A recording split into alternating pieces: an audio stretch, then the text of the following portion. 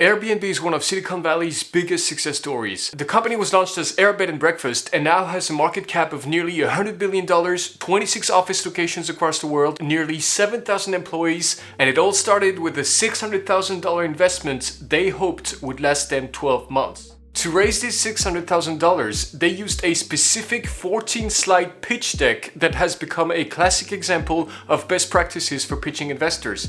In this video, we'll focus on the best learnings from the presentation that changed the destiny of a company. Let's get started. So the first learning is to keep it structured. For any investor pitch deck, you always need to include at least a few crucial points, ideally only spending one slide on each point. One of the most important slides to nail down is the solution slide. And your solution slide will always seem more impactful if you mirror its structure based on how you presented the problem. Typically, you'll present a problem in the form of 3 bullet points that give all the context needed, and you'll present a solution with 3 bullet points as well. That's direct, clear, and memorable. And to show you the negative impact of a solution problem slide combo can have on a presentation, here's an example of Intercom's first pitch deck in 2011.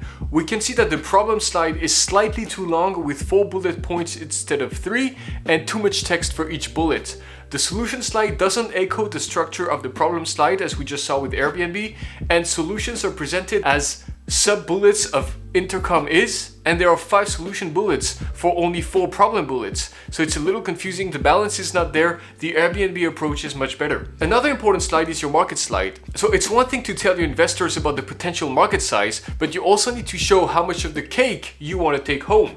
In the case of Airbnb, the business model was excellent from the start. It's commission-based, so they're not selling anything of their own, they're only acting as an agent between people who want to book stays and people who want to rent their place. It's evergreen, as long as people are traveling and booking trips, the company will make money. And it's scalable. The more people use the platform to travel, the more commission the company will make, again without actually selling anything. And once you have an amazing business model like that, the other part is explaining it in a very efficient and concise manner so that you can sell it to the investors. And the Airbnb guys nailed that. Then you have your product slide. And here you'll often hear people say that the product slide is the most important slide of any investor pitch deck. It's the money shot, it shows what investors are putting their money in, so it needs to look impressive. And that's why when it comes to apps, softwares, and online solutions, many founders will often present a photoshopped version of their product with features they don't even have yet and a design that looks better than the actual product. But the truth is, the product is not the thing that matters the most when pitching investors. Of course they need to see it, but it doesn't have to be finished or even to look good. Investors care about making money, not aesthetics. So as long as you have a strong business model, a market ready for it, and a great team to execute, you often get a green light. The whole point of asking for money is to finish the product anyway, to make it better, to improve it. So instead of spending countless hours making the product shot look perfect while it's not even up there yet, in reality, you should focus on making it clear to understand. Then you have your financial slide, where you need to quickly cover what you want to do with the money and how long you expect to last as a company with the amount of money you're asking for. As much as Silicon Valley is all about, burning through money with the hope that one day maybe your company will become profitable, it's still good to show that there will be some sort of return on investment, even in the early stage of financing. It doesn't mean that the company will be profitable, but it helps to show value to investors and it gives them a potential timeline as to when they could see their investment become fruitful. And then you have other optional slides like adoption strategy, competition,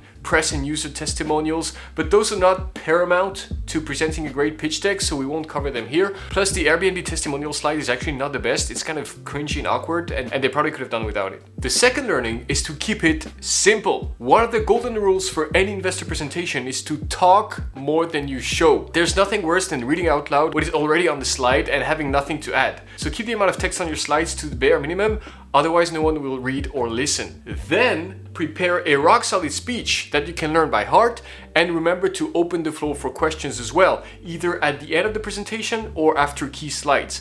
Make sure people hear what you have to say and only highlight the key facts and numbers on the slide. Again, don't read your slide out loud. When it comes to the Airbnb deck, except for the team part, not one slide has more than 4 sentences or 40 words in it. That's extremely minimal, but it's very efficient. And when it comes to design and layout, again, there's no need to do anything fancy or complex visually. Most investors won't care about the design, they'll care about how they can make money. And don't get me wrong, a good looking presentation will look more professional and convincing than an ugly one, but just don't sway the details too much. Just remember a few of the core design principles that always apply, and you'll be fine. And finally, last learning, keep it short. Investors and VCs are always looking for the next hot startup to invest in. So they're seeing pitches like yours every single day, all the time. These guys are also usually extremely busy, so they don't want to spend 30 minutes on something that could take 10, right?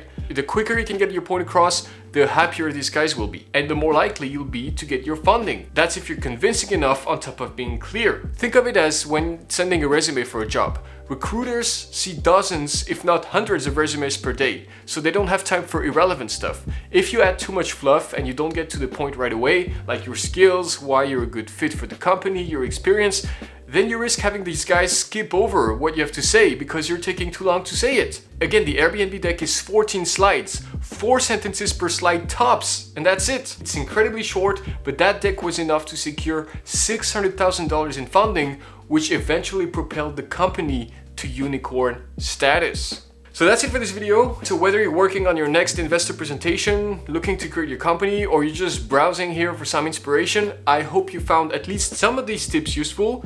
If you did, remember to like the video and subscribe to the channel if you're not already. It helps me grow as a content creator. It motivates me to create more content like this. Thanks again for watching. Have a wonderful rest of your day and see you in the next video.